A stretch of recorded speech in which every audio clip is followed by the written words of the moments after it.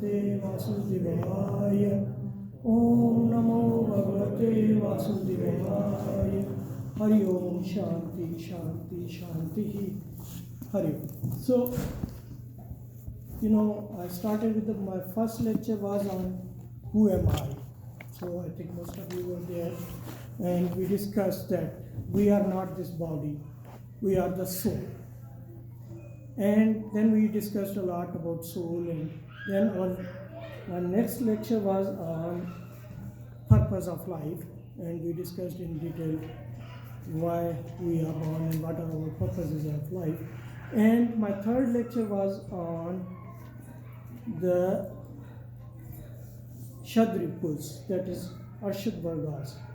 So what are those? Those were 6 psychological defects or 6 enemies of the mind.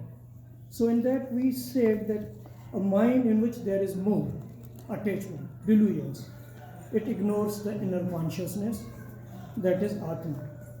As a result, it starts believing that ego is the only existence. So a mind full of moho thinks it goes out of realization of Atman, and then as a result it believes in the ego, that is only existence. And such ego-dependent mind soon goes in the state of arrogance, that is mother. And in arrogant mind, our desires come, that flourishes. And as the desires flourish, what happens? This desire keep on increasing. So we develop greed, that is lobha. After some times, eventually these desires, after fulfilling some of these desires, our mind gets angry. So we develop krodha. And this krodhic mind finally starts envying about others. So that's called mastasya. Like we start thinking, I've got a small house, my friend has got a big house. So we start envying. So this is all mind, these are the things which our mind is suffering. So now today, what we are going to discuss, we are going to discuss about the mind. So the issue is, mind is something which doctors or scientists, they never understand. One particular scientist, he says that mind is nothing. Why should I study mind? But the thing is, whether you study mind or not, mind is studying you. Mind is making you to do all these things. So the thing is, how to control the mind? That is a biggest thing. And we know mind is our constant companion. It's with us. And what is mind? Basically, if you remember our first lecture, we discussed that our body is, there is a gross body. That body is made up of 5 elements, Panch Mahabhutas. And we have got another body that is, so that gross body is called Sthul Sharira. And there is another body that is called Suksham Sarira. Suksham Sarira is consist of mind, intelligence, and ego. So what happens? With our gross body, we always leave that in this world and we get another body. But this Suksham Sharira, the mind, the intelligence, and the ego goes with us, and it goes with our every janma. And we never know how many janmas we are taking until our goal is to get liberated. So this mind is, we have to make our friend, otherwise it will be our enemy. So let us talk about mind, what Lord Shri Krishna and Arjuna discuss about mind.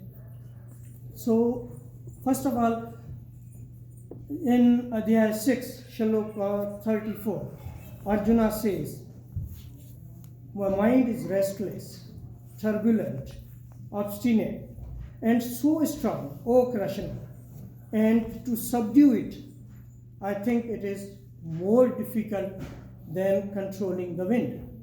So we all know that it's difficult to control the wind, but Arjuna says, even we can control the wind, but we cannot control the mind. So, what does Lord Krishna says? O mighty armed son of Kunti, Mahabahu, it is undoubtedly very difficult. But it is possible. How it is possible? It is possible by suitable practice and by detachment. So, suitable practice and detachment we will talk in later. So, and in next shloka, shloka 36, Lord Krishna says, for one whose mind is unbridled, self-realization is difficult work. But he whose mind is controlled and who strives by appropriate means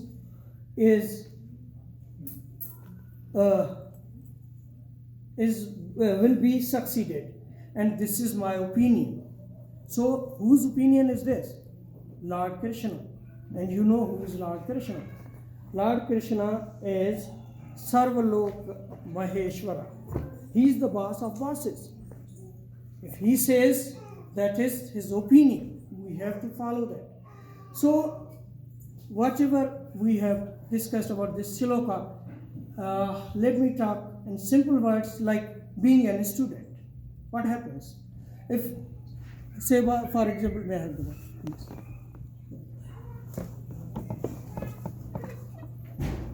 So, as a student, what happens? Say, for example, a student gets a new subject.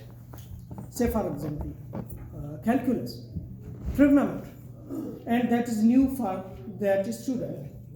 So, what he does, he goes to the teacher and tells the teacher that this subject is very difficult.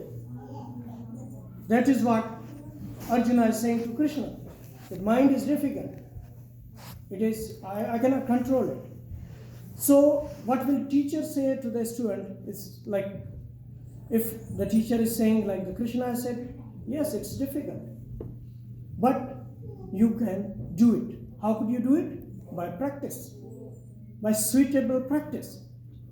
So what is suitable practice? Means you have to read it with full concentration and with not only suitable practice but detachment. So what is detachment here? Say for example, a student when he is studying or she is studying, when you are at the book and you are thinking something else, so that means you are attached to somewhere else. You are thinking at that time about movie. So Lord Shri Krishna says you have to detach from that. That means whatever you are doing, you have to focus at that time. Like Shri Prabhupada says, that when I'm drinking water, I'm only drinking water. If you are a driver, you should be driving at that time. You should be detached rest of the world. Then and then you will be a good driver. The same is thing with the students. If the student, they concentrate, they practice again and again, then and then they can overcome their difficulties and then they can reach their goal. So, why this happens? Like, why our mind is doing? This is because this is all from temptations. Say, for example, there was a study that was conducted by Google's office. What did they do? In their canteen, they put a container which was having a transparent glass containing a lot of cookies and sweets. And their sales was like all of their canteen sales, this was the biggest sale. So what did they do? They just changed that glass. From transparent, they made it translucent. So you cannot see through. And those cookies were there. And the employees were the same. And they knew it, there is something over there. But it was not visible to them. So at the end of few months, they realized their sale of that cookies was almost half. So what was the reason? The reason was temptations. When you look at those things, it gives you temptation and you always ask for those things. So if you are making them translucent from transparent, means you are not looking at. So the temptations are not going. So many of them, few of them, those who were addicted to that, they always ask. But those who were just taking it by looking at, they avoided. So 50% of their sales was decreased. So now we can see that we can avoid our temptations. But the thing is, in the mind, avoiding the temptation is again a big deal. It's hard to do that. So what we can do then? We can always delay. Like say for example, let me have a look. So for example, if during studies, if a student thinks the new movie comes in mind and he stops studying and going to the movie, instead of doing that, he can just say his mind, okay, I'll see the movie, but not right now. So that means you can delay the temptations. It's hard because Arjuna himself cannot do it, the great warrior. So who was with Lord Krishna? He is not. And then I think being we people in this materialist world, we cannot do it. So what we can do? We can delay our temptations. Once you delay the temptation, what will happen? Say for example, a student, he was at that time thinking about the movie and then he refocused, he redirected his mind towards his studies. And then, we all are governed by three modes of material nature. Sometimes we are Sattva Guna, we are Rajya, and we are Tamas Guna. So it might happen that after a few days, whatever you decided that I'll go next Sunday on the movie, but you might have got something else comes. So in a way, that temptation might help you to avoid totally. So the best way to do is, if you cannot avoid those temptations, you can delay them. But the thing is, how could we do that? Why we should do that? We'll only do when there is any purpose. If we don't have a purpose, there's no point delaying them and then other day you are going to see the movie. Until you are not purposeful, these temptations will come. So in Ramayana, they say Sugriv was tempted twice in his life. Once he got back his Raja, he indulged himself in alcohol and whatnot, and he forgot his promise to Lord Ram. And then he was reminded. And they are saying, and next time he was tempted again when they crossed the ocean and they reached there, few of messengers from Ravana. They came to him and told him that why you are supporting these two brothers. You should support me, take your army back, I can give you whatever you want. At this time, he was not tempted to that. Why he was not tempted to that? Because he has a purpose. He had a purpose. He was knowing that we are here to reclaim Mata Sita. His army is helping Lord Rama. So he is with the Bhagavan. So when you are attached with Lord Rama, you are attached with Lord Krishna, these temptations will go away. You will be having a purpose of your life. So when you have got a purpose of life, you can overcome your mind. So what we have to do is we have to keep our mind, make our mind our friend rather than enemy. And one of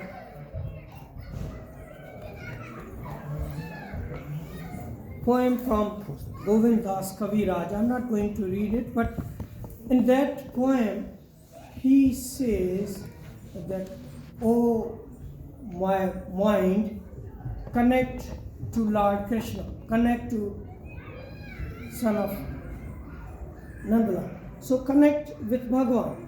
So the mind asks why. So it says that when you are connected to Lord Krishna, you will become fearless.